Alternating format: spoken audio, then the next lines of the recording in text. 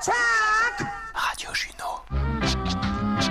De Lorient à Rontalon, en passant par Marseille et Lyon. Radio Juno. Alors Catherine, est-ce que tu peux te présenter s'il te plaît ? Bien sûr.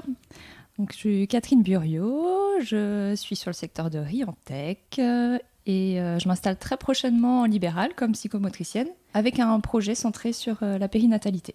Très bien. Alors, on est dans quel cadre là un petit peu pour ces ateliers de Radio Juno ? Qui vous a amené jusque-là là, dans mon salon en attendant de retrouver les locaux officiels de Radio Juno ? Dites-moi un peu.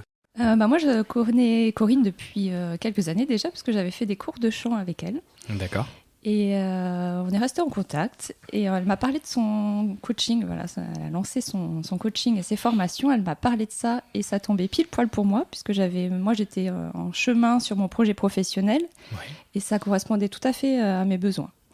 Donc j'ai dit oui tout de suite et puis elle m'a parlé de l'émission de radio qui était incluse dans le coaching et ça m'a fortement poussée aussi à accepter parce que c'est une super expérience, je trouve.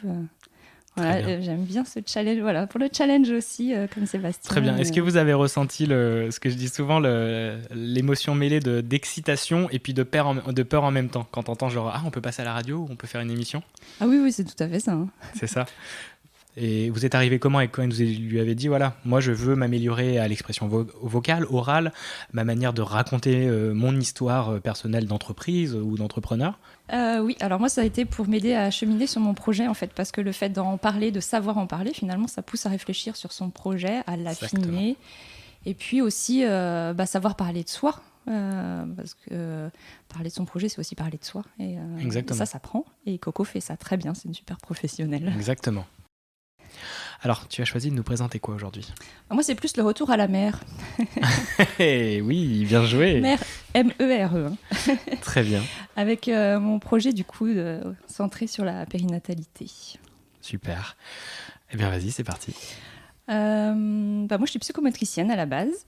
Donc, je m'installe bientôt en libéral, après un parcours plutôt salarié, en structure médico-sociale. Mais là j'avais un projet qui cheminait depuis longtemps et qui me tient à cœur et voilà. Il est prêt à éclore. D'accord, très bien. Et en quoi consiste alors d'être psychomotricienne ? Qu'est-ce que c'est ? Alors, grande question. Moi ce qui m'a attirée vers ce métier, c'est qu'on ne dissocie pas le corps et l'esprit. Le postulat de base, c'est l'esprit et le corps sont indissociables et ça rejoint vraiment mes convictions que l'humain est un tout. Donc c'est vraiment ce qui m'a poussée vers ça. Sinon, quoi dire, c'est une profession paramédicale qui va passer par des activités qui mettent en jeu le corps pour apporter un mieux-être qui est à la fois psychique, émotionnel et corporel. Et de quelle manière tu t'y prends ? Du coup, il y a plein d'outils possibles, parce que passer par le corps, la respiration en soi, c'est déjà un mouvement, donc déjà on peut l'utiliser comme technique. Enfin, passer par là. Et chaque professionnel va travailler suivant ses affinités. Moi, j'ai une grande sensibilité, donc ça m'a plutôt poussée vers le sensoriel, les techniques de relaxation et tout ce qui est toucher thérapeutique et massage. D'accord, très bien. Et qu'est-ce que tu aimes, toi, dans ce métier ? Ce que j'aime, c'est que finalement, on vient accueillir et soutenir la vie dans chacun et chacune. Très grand projet, c'est beau. Oui, c'est chouette. Je trouve qu'il y a de la beauté dans ce métier. Et comment il est arrivé jusqu'à toi ? Je me suis pas mal questionnée après le bac, à savoir qu'est-ce que j'allais faire. C'est vrai que je m'intéresse à plein de choses, donc faire un choix, c'est pas toujours facile. Et puis vraiment, ça m'a parlé. J'ai quand même toujours été poussée vers le soin, soigner les autres, leur apporter du bon, du mieux. Et ce métier-là, il m'a parlé parce qu'en plus, c'est pas que technique, il y a une grande part de savoir-être et de relationnel. Et ça me correspond. Est-ce que ça s'apprend le savoir-être ou c'est aussi une manière d'être naturellement ou quelque chose que toi tu as développé Je pense qu'on a un bagage de base et puis après ça peut se développer. Puis c'est un métier quand même qui pousse au travail sur soi et à travers ça aussi on affine son savoir-être au fur et à mesure des expériences, des rencontres. Tout à fait, parce que c'est adapté à la personne qui va être Complètement. complètement différente en face de toi. Complètement. Et tu nous racontais dans des moments émotionnels différents. Oui, c'est ça. On va s'ajuster. Pour une même personne, on ne va pas du tout faire la même séance suivant l'état dans lequel elle arrive et ce qu'elle vient chercher ce jour-là. Donc c'est savoir danser avec les émotions de l'autre, quoi. Vraiment Voilà, les émotions. Oui, complètement. Ouais. Et comment ça se passe, toi, quand la personne arrive, est-ce que c'est des rendez-vous un peu réguliers ou ça va être un peu variable, en fait? Ça dépend. Là, en libéral, c'est variable. Hein. Je m'adapte à la personne, ses besoins. Après, je peux la conseiller sur la rythmicité. Mais c'est elle qui est libre arbitre. Moi, je suis une facilitatrice dans son mieux-être. D'accord, très bien. Et tu as décidé, toi, d'orienter la psychomotricité dans une catégorie particulière. Oui, la périnatalité. Catégorie, c'est peut-être pas le bon terme à utiliser, mais... Vers un public, oui, particulier. Voilà. Mais bon, je pense que tout le monde a compris. Très bien. En fait, c'est un sujet qui me passionne et qui me questionne depuis toute petite. Et du coup, j'ai beaucoup lu, je me suis documentée, je me suis formée là-dessus.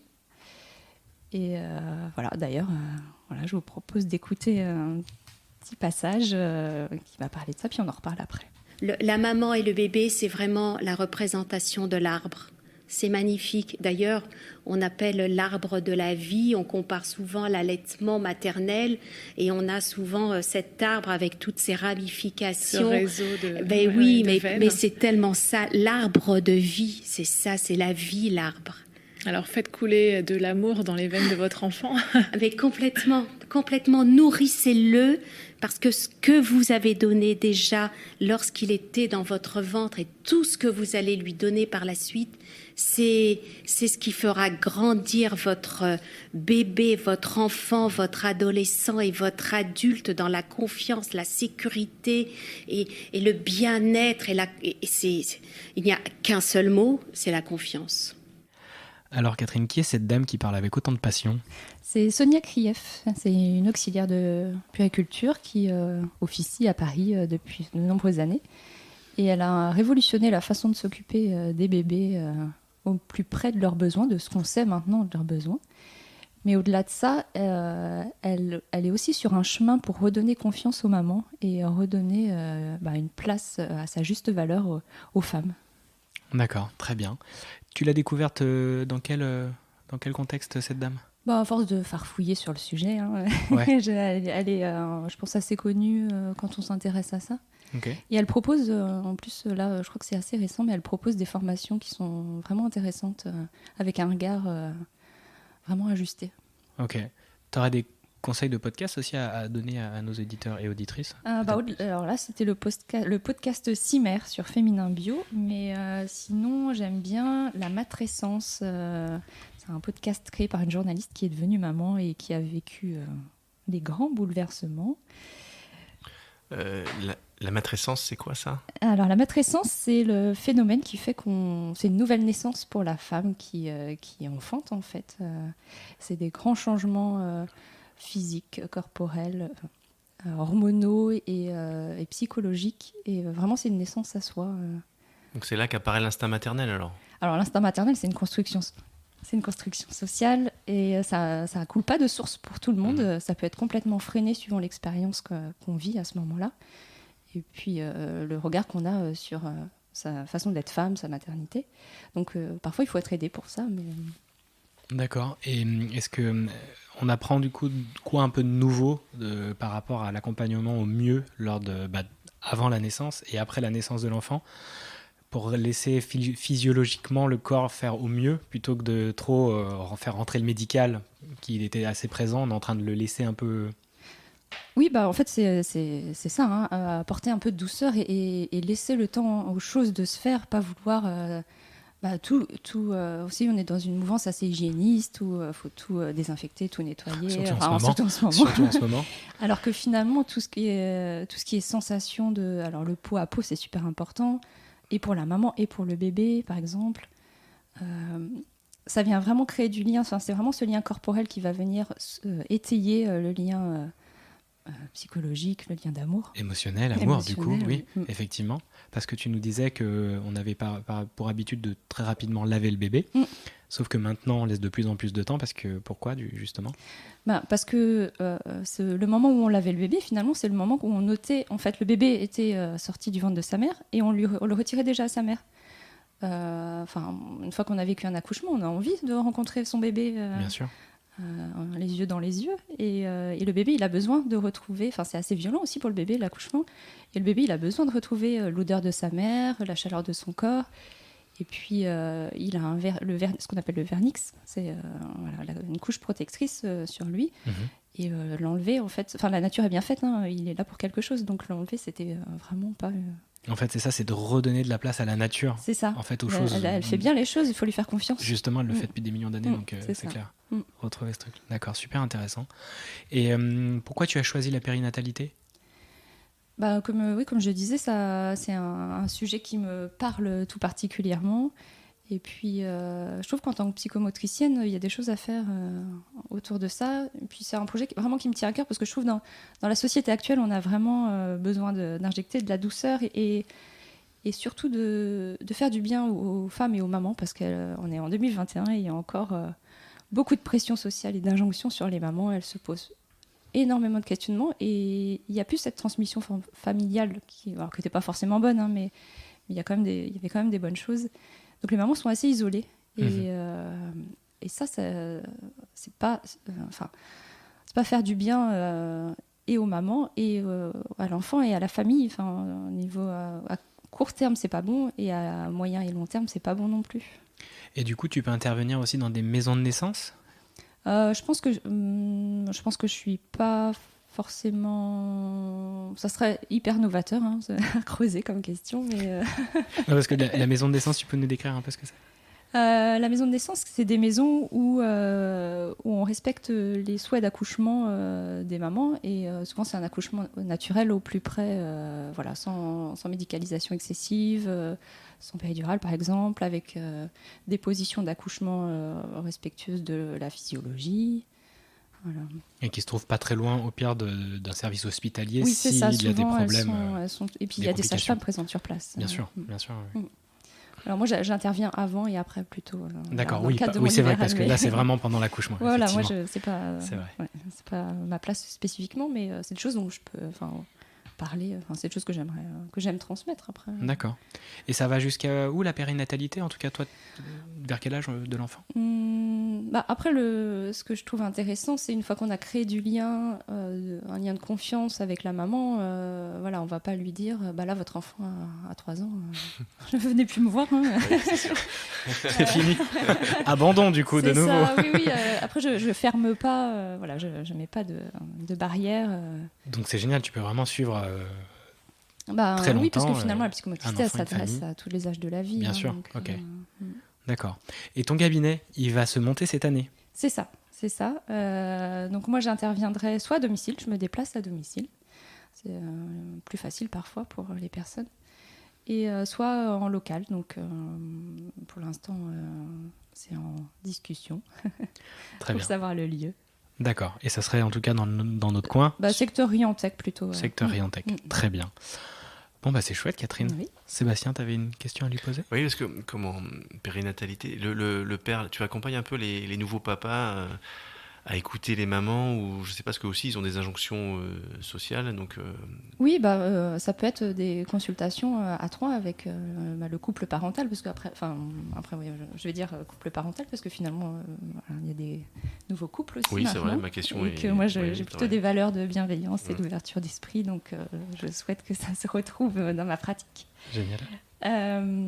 Donc oui, tout à fait. Hein. Et puis... alors, moi, j'aimerais offrir un espace d'écoute bienveillante. Après, mes outils, moi, c'est plutôt d'ordre corporel. Mais on peut les utiliser pour faire le lien avec la famille et que tout le monde trouve sa place et glisser les angoisses de chacun. Par exemple, on peut passer par le massage bébé, le portage bébé, qui sont des super outils pour les jeunes parents. Et je suis formée à ça, donc je peux accompagner les parents là-dessus. Ok.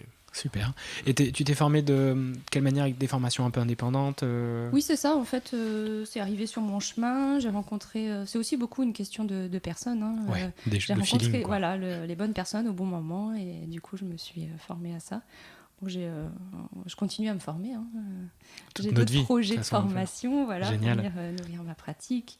J'ai une formation sur les interactions précoces aussi, sur l'observation en fait de ce qui se joue dans les comportements et ce qui se passe derrière. Précoce, c'est d'ailleurs pendant la grossesse? Non, là c'est plutôt sur le jeune enfant et sa maman. Enfin, en tout cas, D'accord. c'est figure d'attachement, donc pas forcément la maman d'ailleurs, mais Super, ça a l'air très passionnant complètement. comme métier, génial. J'espère que les gens me contacteront si eux ont des questions. Il ne faudra pas hésiter parce que je serai ravie d'échanger. Très bien, et on te contacte comment? Alors pour l'instant, mes outils de communication ils sont encore en construction. Oui. L'entreprise, elle se monte là. Mais je suis joignable par téléphone ou par mail. Bon, bah c'est super. Merci Catherine. Génial. Bien, je vous remercie tous les deux. Merci à toi. Parce que moi, j'ai passé aussi un excellent moment. Ça me regonfle toujours plein d'énergie de passer des moments aussi riches que ceux-ci. Puis de réécouter après. Là, j'ai hâte justement de sortir, d'être l'auditeur et d'écouter l'émission. Et puis, bah, vous allez aussi le voir. Et puis, bah, je vous souhaite un excellent week-end à tous et à toutes. Et j'espère que vous avez découvert des trucs cool. Et puis, ben, merci pour votre écoute. Et puis, bah, à très bientôt. Radio Juno. De Lorient à Rontalon, en passant par Marseille et Lyon. Radio Juno. People sell them soul for a slice of bread. Non mais pour qui tu me prends? Je rêve. La fromagerie en bas de chez moi, elle vendait 3 choses, du fromage, des wish Lorraine et de la bouffe chinoise. Mais alors toi, mec, avec tes régimes à la con, tu me fais bien marrer. Juno, c'est trop bien.